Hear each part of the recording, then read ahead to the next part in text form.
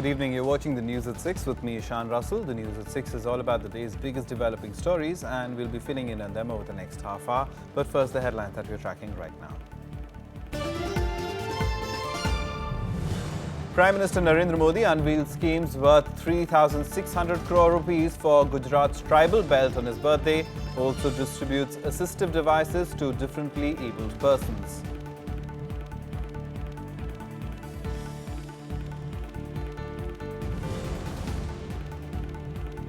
Akhilesh Yadav signals rapprochement as he meets Uncle Shivpal Yadav, says he will extend his full support. Meeting comes as Mulayam admonishes the UP CM and his supporters.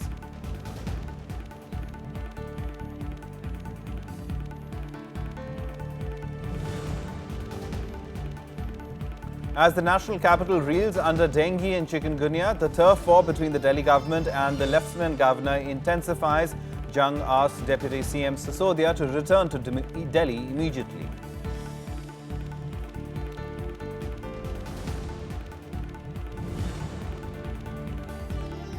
And European Union leaders agree on a roadmap to take the bloc ahead post-Brexit, focus to be on economic slowdown, unemployment, terrorism and refugee influx.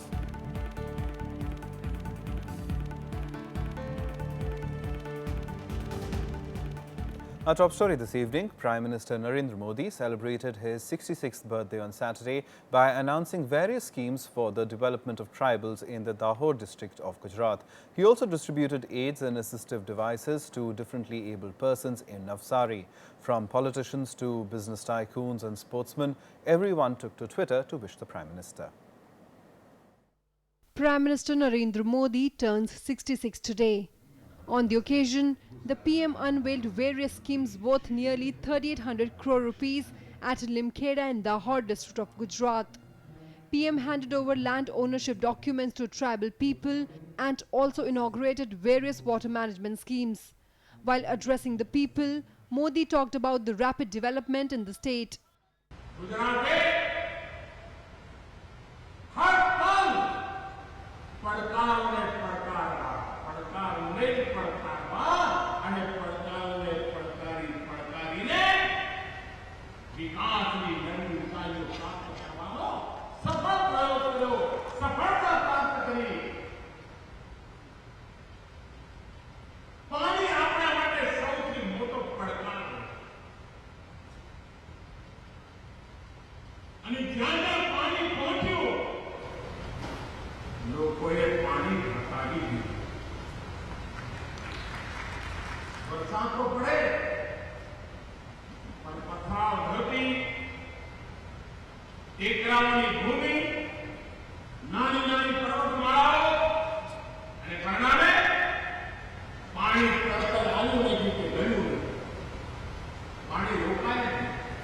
The PM also emphasized that the government was dedicated to the welfare of the poor and the marginalized.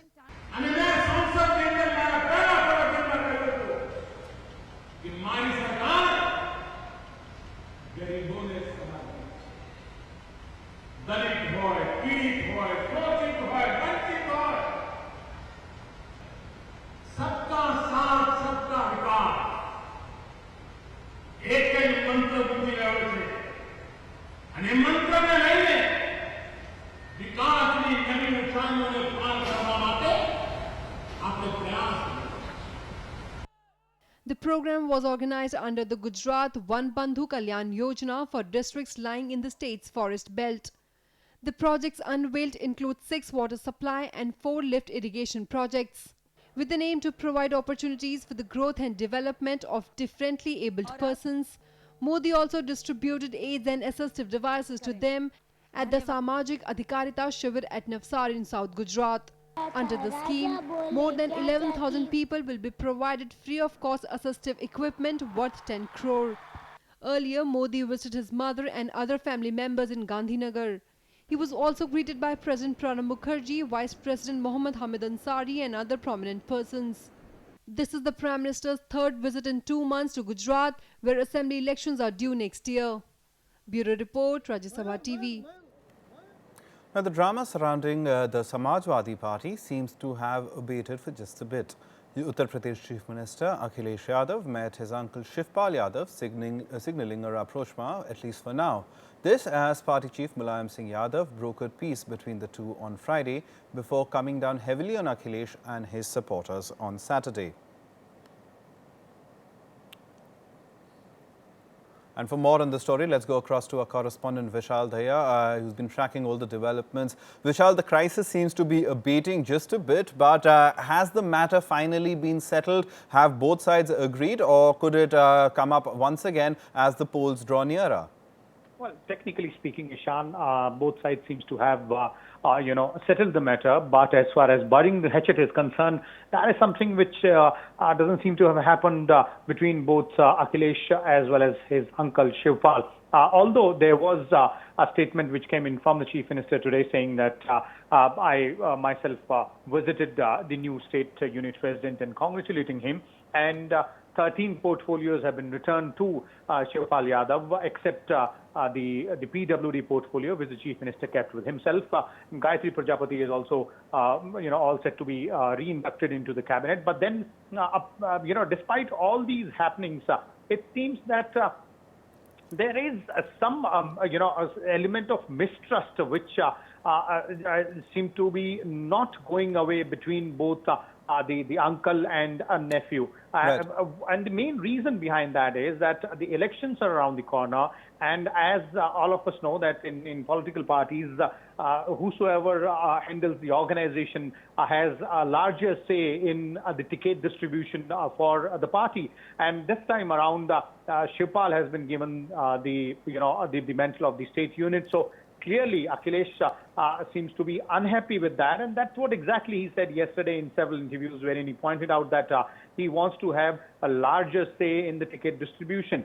So the tussle between the uncle and the nephew is about who decides the candidates, the party candidates for the next election. And right. That is something which obviously Mulayam Singh Yadav will have a veto on all the candidates, but then that is something which might remain the bone of contention between both of them till the time the final candidate list is out. And this is going to be a very drawn-out, long-drawn process for Mulayam Singh Yadav to deal from here onwards till the elections. All right, Vishal, thanks very much for that update. But let's just fill in on our viewers on all the action that's been happening in Lucknow with this drama. और मैं खुद अभी जो अभी नेताजी ने प्रदेश अध्यक्ष बनाए हैं उनको मैं खुद बधाई देकर के आया हूं कि प्रदेश के अध्यक्ष बने हैं पूरी जिम्मेदारी उनकी है पार्टी का संगठन भी और बूथ स्तर तक वो तमाम जो एक पार्टी राजनीतिक दल को जीतने के लिए काम करना चाहिए वो कार्यकर्ताओं तक पहुंचाएंगे उसमें सरकार की तरफ से मेरी तरफ से पूरा उनको सहयोग है. With this statement post his meeting with Uncle Shivpal Yadav, Uttar Pradesh Chief Minister Akhilesh Yadav signaled a rapprochement on Saturday. The two were locked in a bitter turf war that spilled out into the open when Shivpal was appointed Samajwadi Party's state unit chief, replacing Akhilesh. It's a serious business. अभी मैंने कहा कितना मैंने काम किया है उस काम पे तो मैं चर्चा करूं. मैं आपको बता दूं हालांकि सब लोग ये जानते हैं कि मैं फुटबॉल का भी प्लेयर रहा हूं क्रिकेट का भी प्लेयर रहा हूं और इन्होंने मेरा गेम देखा है और जावेद भाई को आना चाहिए बार-बार लखनऊ अगली बार बुलाऊंगा जब गेम देखने का मौका मिलेगा हम वो प्लेयर हैं जो सब सेल्फ कभी नहीं करते जल्दी. The meeting came after days of high drama, with first Akhilesh being replaced by Shivpal as the party's state chief and the chief minister then removing Shivpal from all ministerial posts. On Friday, Mulayam brokered peace between the two, even as Akhilesh said he had felt very sad when he was replaced by Shivpal. The chief minister may have backed down for now, but he insists that he wants a say in the ticket distribution for the 2017 assembly election. परीक्षा हमारी होने जा रही है तो राष्ट्रीय अध्यक्ष जी से कम ये तो मैं कहूंगा कि मैं किसको चाहता हूं. For now, Shivpal has been handed back his portfolios and Gayatri Prajapati is to be re-inducted as cabinet minister, issues which had triggered the all-out war between the two. Party President Mulayam Singh Yadav is also said to have come down heavily on his chief minister's son and his supporters. He admonished Akhilesh's supporters for raising slogans against Shivpal.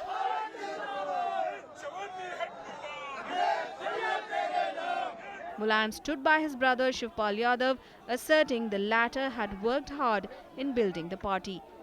Bureau Report, Rajya Sabha TV.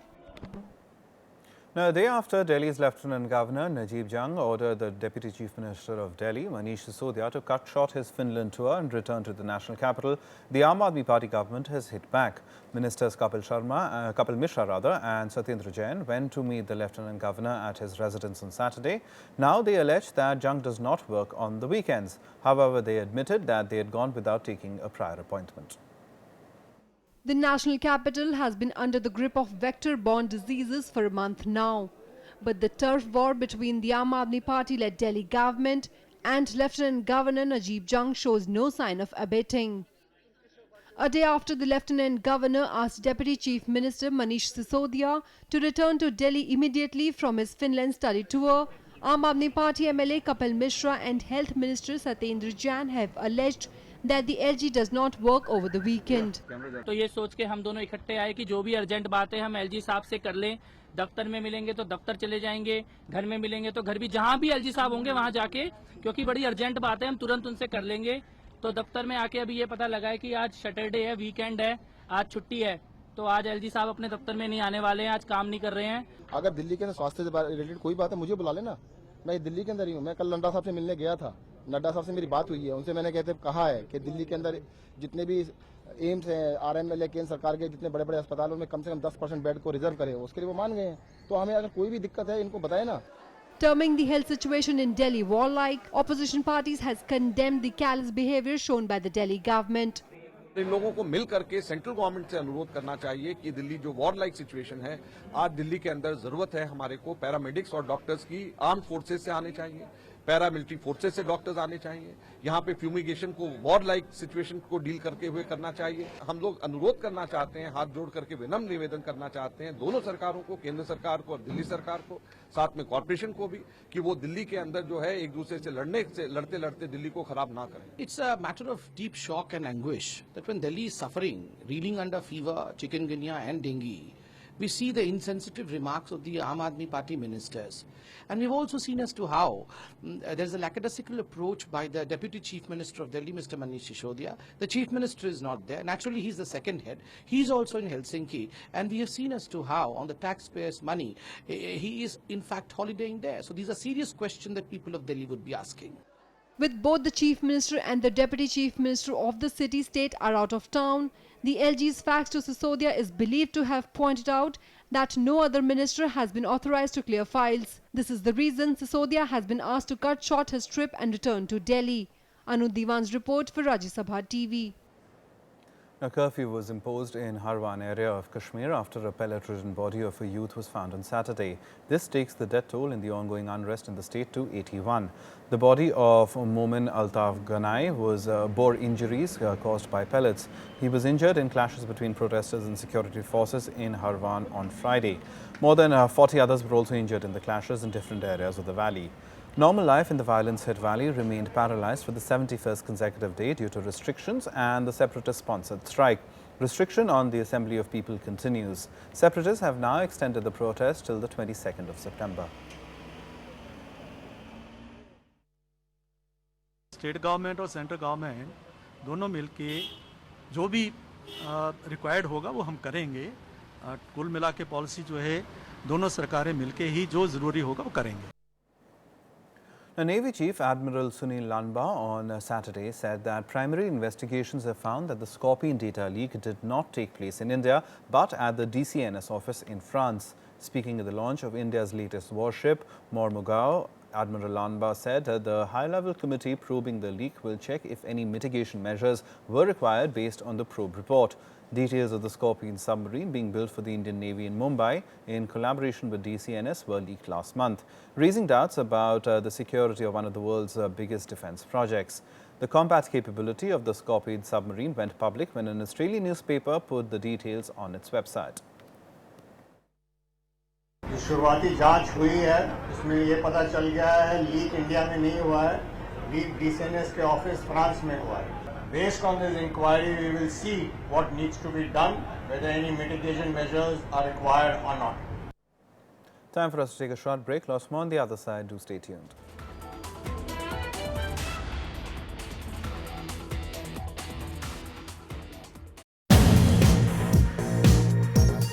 Welcome to this episode of Eureka.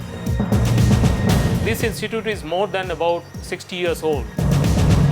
So this is the first institute probably in the world to give the concept of oral vaccine. So on cholera and leishmania, this institute is worldwide known.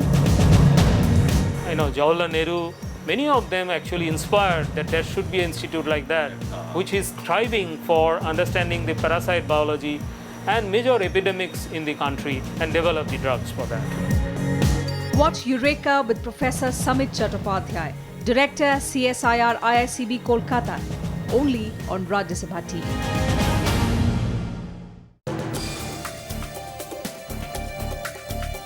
Hello and welcome. I'm Amitan Rai.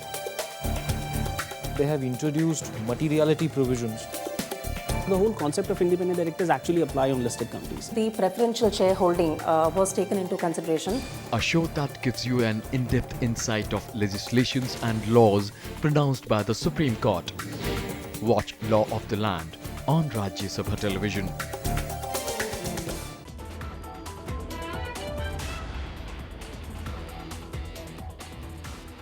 Welcome back. You're watching the news at 6. Some international news now. And at the European Union summit in Bratislava in Slovakia, leaders agreed on a roadmap to take the union ahead post-Brexit. European Council President Donald Tusk said that the divorce negotiations with Britain would be held only after notification from London and would be in the interest of the remaining 27 countries of the bloc. Leaders from 27 nations of the European Union have worked out a roadmap for the bloc's future at the informal summit in Bratislava, Slovakia.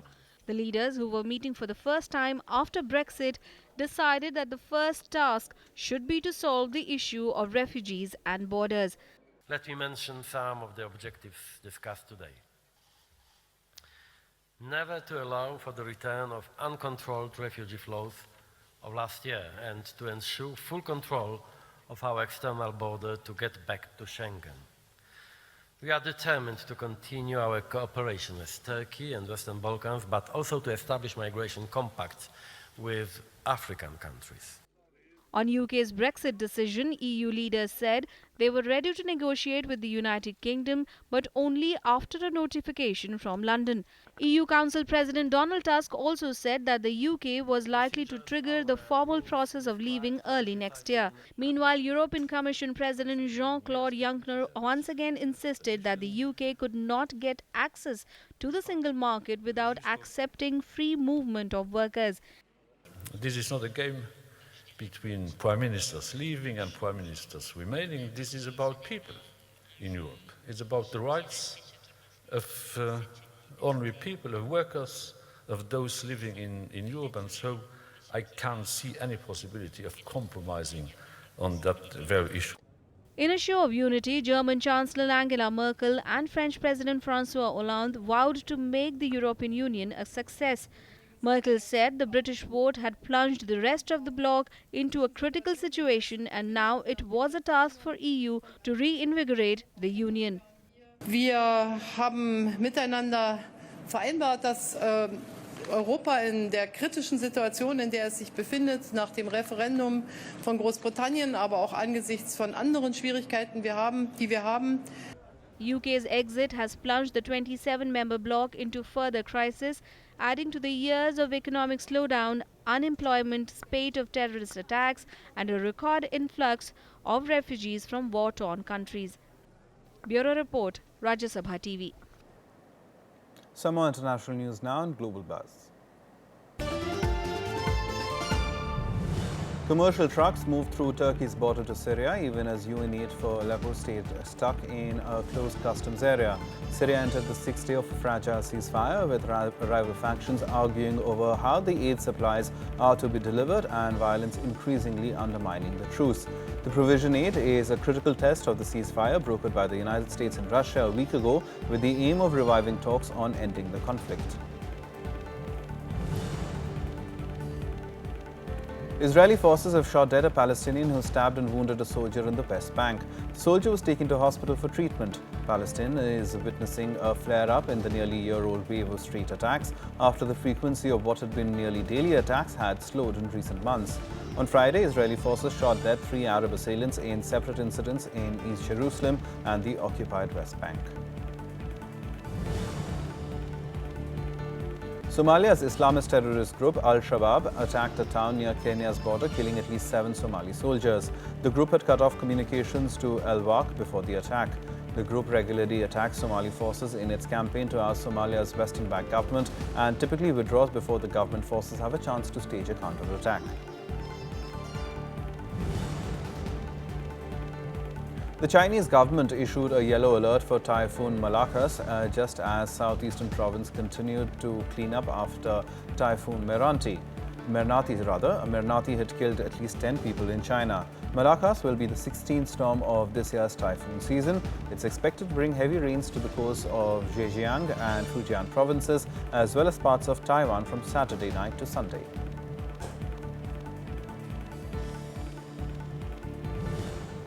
Time for some sports now, and India will look to keep the Davis Cup tie against Spain alive with the doubles pair of Leander Paes and Saket Mainini taking on Feliciano Lopez and Mark Lopez later tonight.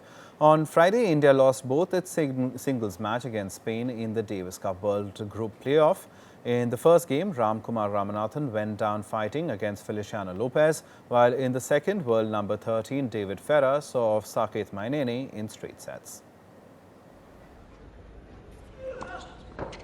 It was a bad day for India at the Davis Cup as they lost both singles matches against Spain on the first day of the World Group Playoff. Fans who had come to see the 14-time Grand Slam champion Rafael Nadal in action were left disappointed on Friday after the Spaniard pulled out due to a stomach bug. But the 4,000-strong crowd had something to cheer for thanks to a gritty performance from Ramkumar Ramanathan. India is pumped up, doing very well to hold serve. Leander applauds. Feliciano Lopez, who replaced Nadal, took the first 2 sets, but Ramanathan pulled one back to give fans some hope. However, Lopez proved too strong for the Indian as he took the match 6-4, 6-4, 3-6, 6-1. Very well played. Great lob from Ramkumar. Excellent catches lob. The baseline. I was giving my best. I couldn't throw many first serves, but it was tough for Philly also, as you could see. But it was just a matter of few points in the starting of the 4th set. I had a 30-all and I missed the return and could have changed, could have gone anywhere. Even on the 3-1, when it was 40-30, I made a great return, but I repeated to the same side. So, I mean, all the respect for Refi, Philly, I played well. Really dominating. The second match between India's rising star Saket Mainini and David Ferrer was also completely one-sided as the world number 13 blew away the 137th ranked Indians 6-1, 6-2, 6-1. Mainini, who qualified for the US Open this year, failed to produce his trademark big serves and managed to win just 4 games in the match, committing 28 unforced errors on the way to the loss. I play very consistent, very intensive all the match, and it's not easy play with this humidity. But anyway, I'm really happy with my game, and because we are 2-0 up. With Spain 2-0 up in the 5-match tie, India needs to win the doubles match to keep the tie alive. But the task of advancing to the next stage remains difficult as India needs to win both reverse singles on Sunday. Bureau Report, Rajya Sabha TV. Some more sports action now in Sports Beat. Indian shuttler Saurabh Verma stormed into the final of the Belgian International Challenge after defeating German Fabian Roth 21-15, 21-16 in the semi-finals. The unseeded Indian will now meet 5th seed Locus Corvi of France. India ended the campaign in the Track Asia Cup at 2nd position. India won 2 goals on the final day to take their final medal tally to 16, comprising 5 golds, 4 silvers and 7 bronze. Hong Kong topped the table with 18 medals that included 11 gold, 4 silver and 3 bronze. Liverpool ended Chelsea's unbeaten start in the English Premier League with a rousing 2-1 win. In a dominating display, Liverpool took a 2-0 lead. Diego Costa pulled one back for Chelsea in the second half, but Liverpool held on for another away win.